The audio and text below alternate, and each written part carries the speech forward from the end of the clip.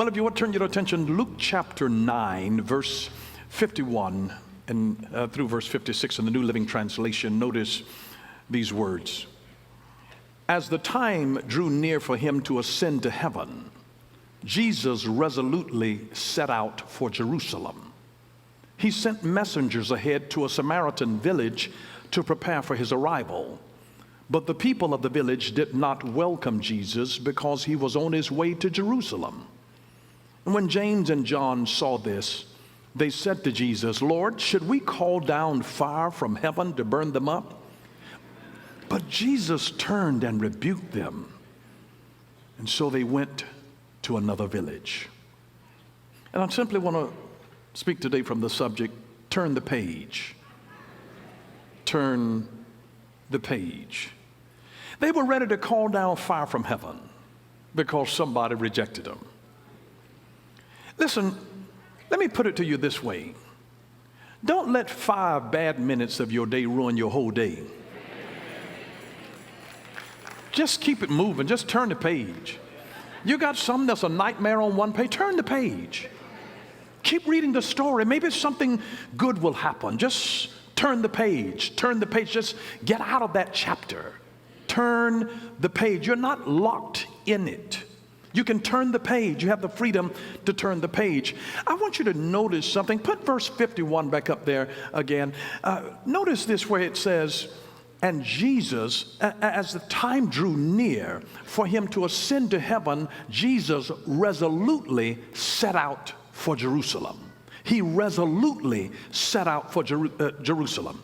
See, Jesus did this as he saw the time drawing near for him to ascend to heaven.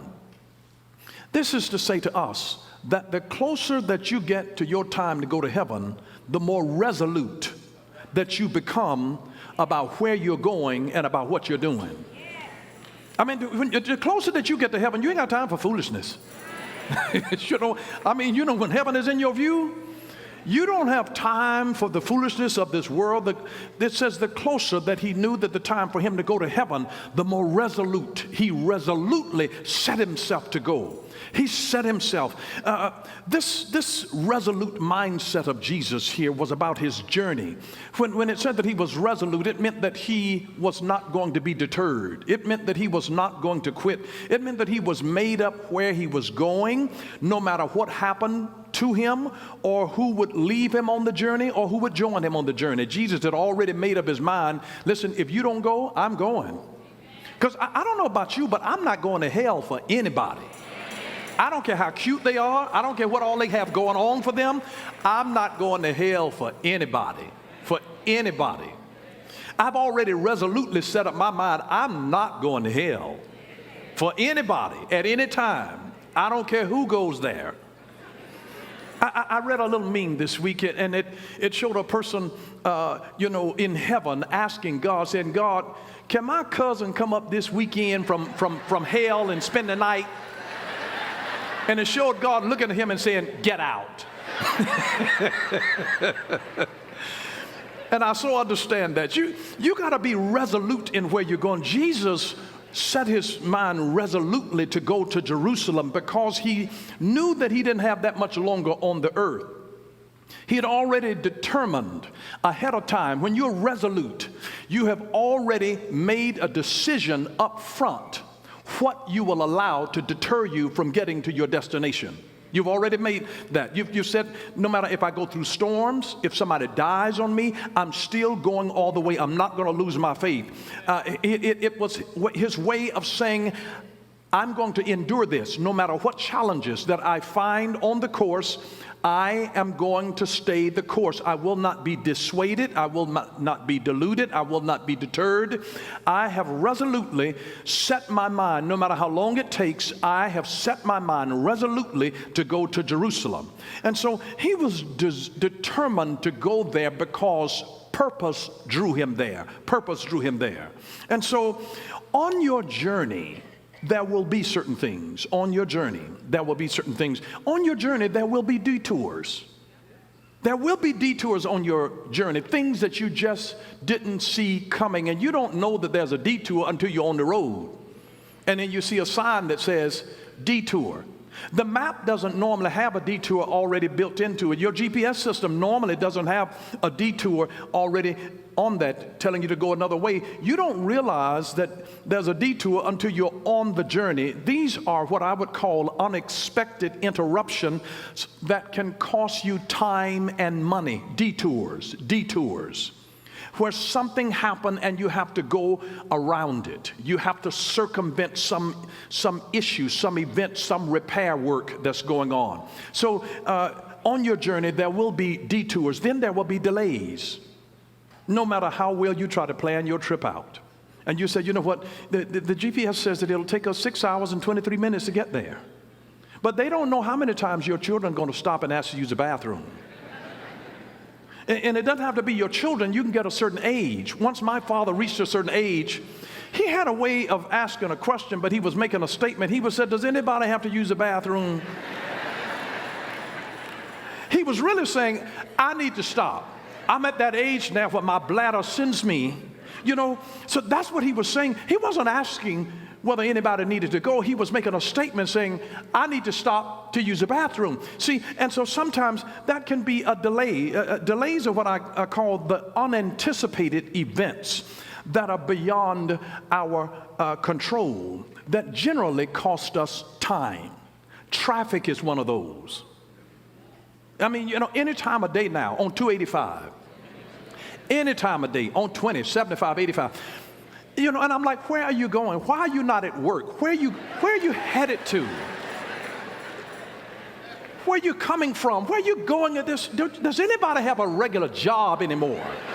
I mean, this rush hour just seems to be all day, any time of day, 10 o'clock in the morning, 1 o'clock in the afternoon. I mean, just all time of day. Just, is everybody driving for Uber and Lyft? I mean, what? Detours. On your journey, there will be detours. On your journey, there will be delays. On your journey, there will be distractions. The most tempting distractions are those things that you can do, but you're not called to do. Distractions. The things that you can do, that you have the potential, the ability to do, but you're not called to do. This is the difference between good works and God works. Good works are nice things that God didn't call you to do specifically. So that can be a distraction, and the devil gets so many people off of their course from reaching their journey through distractions. But Jesus didn't let detours, delays, nor distractions stop him because his mind was resolute. The fourth thing is disappointments. You will have disappointments. These are the frustrating things that attempt to discourage you from finishing your journey. Just disappointments. There are different things that happen on this journey called life that you didn't expect to. You get a diagnosis. Somebody that was with you dies. You get disappointed. Somebody that you were raising, and then they go off track, and their life gets messed up, and then they're acting like they have lost their minds. And these are disappointments, and these are things that are just trying to discourage you from reaching the God place of destiny where he's called you. But Jesus had set his mind resolutely. He'd set it resolutely. But also, not only are there detours and delays and distractions and disappointments, but there are also delights. These delights, these are what I call the hidden blessings that God has planted on your journey as little reminders that I am with you. Have you ever just been delighted by God? Where you've been in a situation where, Lord, I can't take any more. I can't take any more. And then God sends a delight your way. Just a little something, just to bless you, just to remind you, I am with you. I've got you. I see you. You still my boo. I still care for you. And I'm walking with you on this journey. He'll send you little blessings. These are what I call delights. So on your journey, you'll have detours, and you'll have delays, and you'll have distractions, and you'll have disappointments, but there are some delights. And God gives enough delights just to become a vitamin B injection, to give you a shot in the arm just when you thought you couldn't go another step. I'm so glad about the delights that God plants along the journey so that it doesn't make the journey just totally unbearable. There's one thing, as Jesus was, it's one thing to be rejected by a person, but Jesus was rejected by a whole town. He was, a whole village of Samaritans rejected him. Now you're talking about, you can get a complex from one person rejecting you. I mean, there can be 100 people that'll say nice things about you, and then one person Well, say, why you wear your hair like that?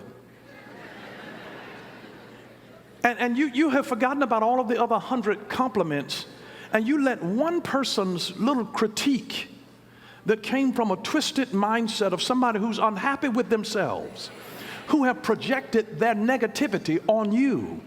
And now you're saying, now why does she have to say that about my hair?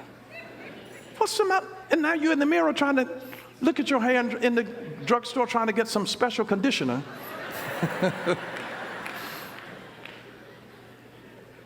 Jesus was not just rejected by one person, a whole village rejected him.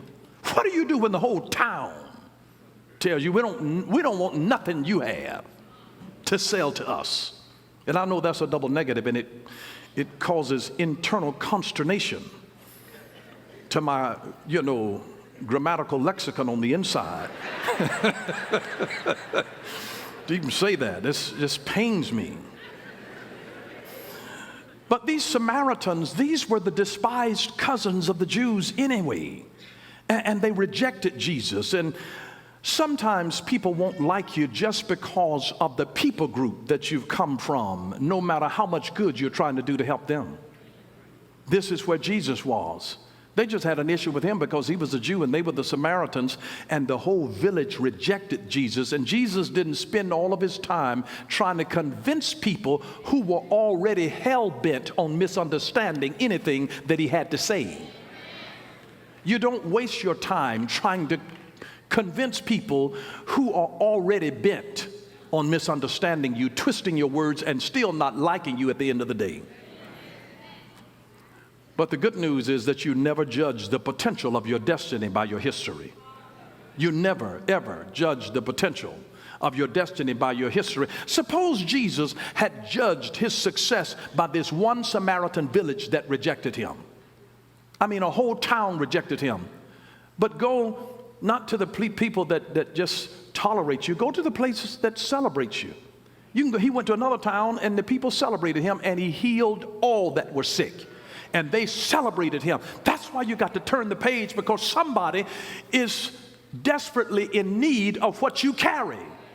And what blesses one, another people have no appreciation of, because they cannot see your value. But just because they cannot see your value does not diminish your worth. You still carry it for the people to whom you are intended to bless. And that's why if you get rejected in one situation, in one town, in one period of time, turn the page. Don't let a bend in the road become the end of the road for you. It's just a bend in the road. You have to turn the page. I want you to notice what it says here in Luke 9:52. He sent messengers ahead to a Samaritan village to prepare for his arrival. Jesus didn't just haphazardly stop by Samaria. He knew the history of the Samaritans. So he sent messengers ahead to prepare for his coming. You see, rarely is the place where you start also the place where you're designed to stay. Rarely is the place where you start also the place where you're designed to stay. So Jesus sent messengers ahead to a Samaritan village to prepare for his arrival. In other words, this says to us, plan for where you're going. Plan for where you're going. Plan for where you're going. And my question to you is this: are you sending messages ahead or messengers ahead of your journey, of where you intend to go? You have to send messengers. I mean, the moment that you enroll in school, you have to send messengers ahead of you. I mean, the minute that I went to college, I said, you know what, I'm graduating in 4 years. I sent a message 4 years ahead to say, 4 years coming, ready or not, here I come. I'm coming out. You'll not get another dime. I will not be overdue. I'm not going to waste my parents' money. I'm not going to waste my time. I'm not going to waste the scholarship money that I have. I'm coming out in 4 years. Guess what? I came out in 4 years. I sent a message ahead when I was 18 years old. I sent a message ahead and said that I'm going to marry the minute that I get out of school. The same year when I got out of school, I married. I sent a message ahead. You have to send messages of where you're going. You have to send messages to say, I'm coming through this. You have to send messages when the doctors give you a bad report to say, I'm coming out of this. I'm on my road to recovery. I'm getting up every day. I'm exercising. I'm eating right. You have to send messages ahead of where you're coming. You have to say, listen, you better get ready. You better get ready, get ready, get ready, get ready. Send messengers ahead of where you're going. If Jesus did it, how much more do we have to send messengers ahead of where we intend to go, letting them know, I'm coming after you. I'm coming after you, success. I'm coming after you being blessed. I'm coming after you being able to touch the world and make a difference and fulfill my purpose. I'm coming after you. Send the messages there that I will not be stopped. Send the message that healing is flowing to me. Send the message that God is prospering me, that angels are going before me, preparing my way and drawing favor along me. Send messengers ahead of wherever you intend to go. Jesus did it. And here's my question to you. That if God were to grant you all of the things that have come out of your mouth, what would your life look like? I mean, just think about that. All of the stuff that you've said, all the kind of crazy stuff that you say. If God were to grant you all the things that have come out of your mouth, what would your life look like? Jesus said you have what you say. What if God granted you every idle word that you spoke? What would your life look like? You know, he said in Job chapter 22 and verse 28, notice, you will also declare a thing and it will be established for you, so light will shine on your ways. Notice, a thing declared shall be established. When you decree something, when you say something, you begin to establish something, so there's a power in your spoken word. That's why Jesus sent messengers ahead of him of where he was going to begin to prepare the way. Now listen, if Jesus made a plan for where he was going, what makes you think you don't have to? God himself makes plans. Jeremiah 29:11, for I know the plans that I have for you, declares the Lord. Plans that I've prepared for you. Plans that I have for you. God makes plans. If God makes plans, why don't you think you have to? A plan is a guide for daily execution.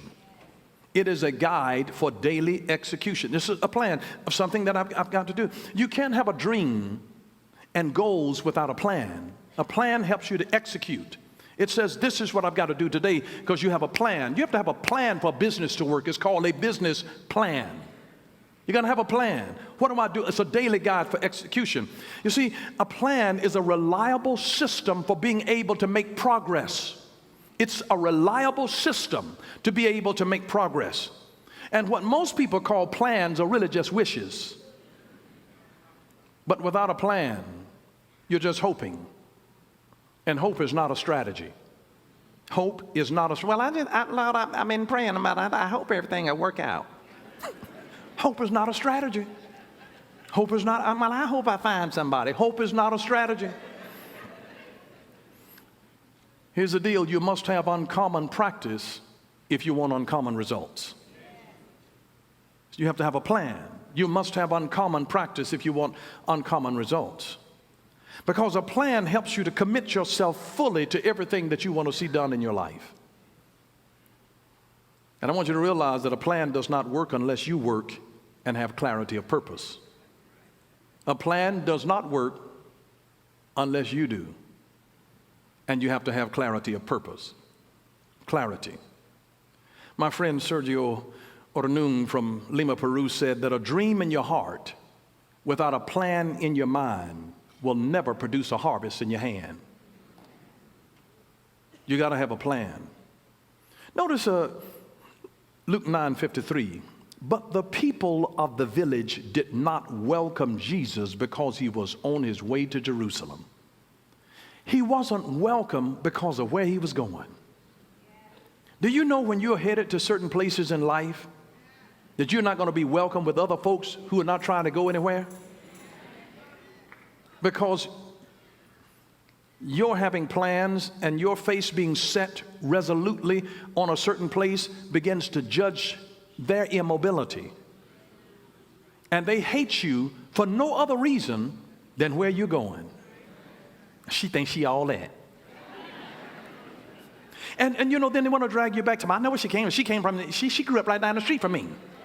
she come out and now she done changed. She been talking with an accent now. I know where she came from.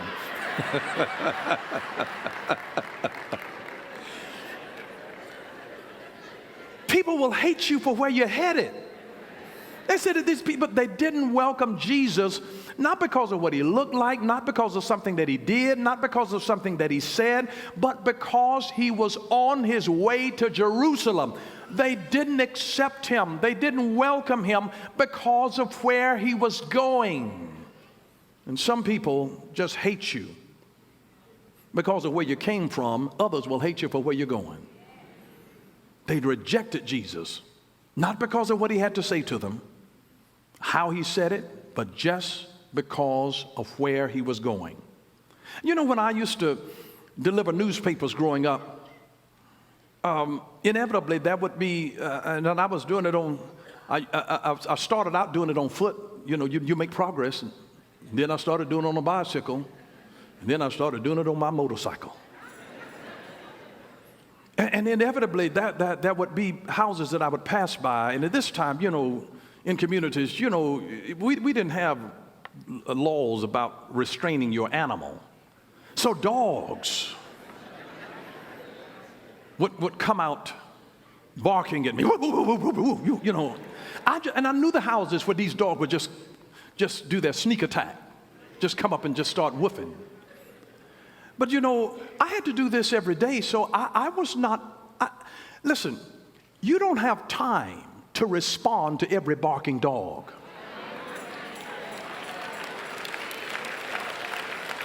I was there to deliver my newspaper so I could go and collect my money. I was on assignment, and then I had to go to school. This is before school. You know, my daddy came from the old school. He came up the rough side of the mountain. And he had 6 sons, and he wasn't about to give us anything. My daddy never gave us an allowance. An allowance? That was his money. I'm like, Daddy, we rich. No. I'm rich.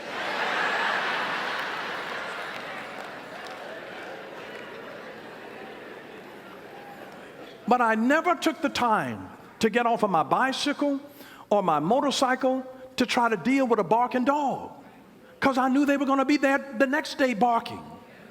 And I wasn't going to try to say, shh, shh, it's just me. You should know me by now. Shh.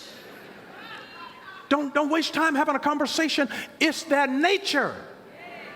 It's their nature. You don't have time to reason with every barking dog. It is their nature. Some folks are just always going to have something to say. Whoop, whoop, whoop.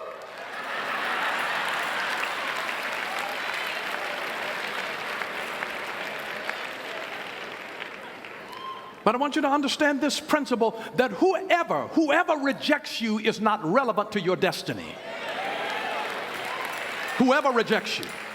They couldn't stop Jesus just because they rejected him. They didn't stop him from being Lord and Savior of the whole world. They didn't stop him just because they rejected him. So God will never put your destiny in the hands of other human beings who reject you to give them more power over your destiny than you do. In other words, when you say yes to God, no one's no can stop you. When you say yes to God, no one's no can stop you. And that makes a whole difference. You know, sacrifice differentiates those who are involved with you from those who are committed to you. Sacrifice. And this is why Jesus made a statement, you know, about communion and the folks eating his flesh and drinking his blood. You remember that in St. John chapter 6, verse 60 through 67? Here's where Jesus gets rejected again. Because you think that you're the only one who deals with rejection. Notice Jesus. Many of his disciples, many, you know, does it say a handful? Many of his disciples said, this is very hard to understand. How can anyone accept it? Now, except what? Jesus just said to them, except you eat my flesh and drink my blood, you have no part of me. And they said, this, you know, Jesus, you know, I ain't in no cannibalism. You talking about some strange voodoo type of stuff. Jesus told them something. They said, this is very hard to understand. How can anyone accept it? Verse 61, Jesus was aware that his disciples were complaining. You're always aware when people are complaining. So he said to them, does this offend you? He says, then what will you think if you see the Son of Man ascend to heaven again? The Spirit alone gives eternal life. Human effort accomplishes nothing. And the very words I have spoken to you are spirit and life. But some of you do not believe me. For Jesus knew from the beginning which ones didn't believe, and he knew who would betray him. And then he said, that is why I said that people can't come to me unless the Father gives them to me. And at this point, many of his disciples turned away. Did it say a handful? Many of his disciples turned away and deserted him. And then Jesus turned to the 12 and asked, are you also going to leave? I mean, he's having a fierce conversation. He says, I need committed people to me. I need to know who is with me. I need to know who's with me. Listen, here's a word to the wise. I see so many people that are so concerned about trying to get somebody who can hang with them, somebody that can chill with them. Don't get somebody that you can chill with, get somebody that you can build with. You need to get somebody that is committed to say, you know what, I need somebody who's going to roll up their arms. I mean, anybody can ride with you in the limo, but will they help you to be able to build the organization? Will they help you to build a family? Will they help you to get up and get children dressed and to help wash clothes and to help, run a vacuum, I mean, I had a man that told me, he said, I run everything in my house, the wash machine, the dishwasher, the vacuum cleaner. Thank you for watching Power for Living with Bishop Dale C. Bronner. Join us again next time for Power for Living, where revelation is power. Power for living.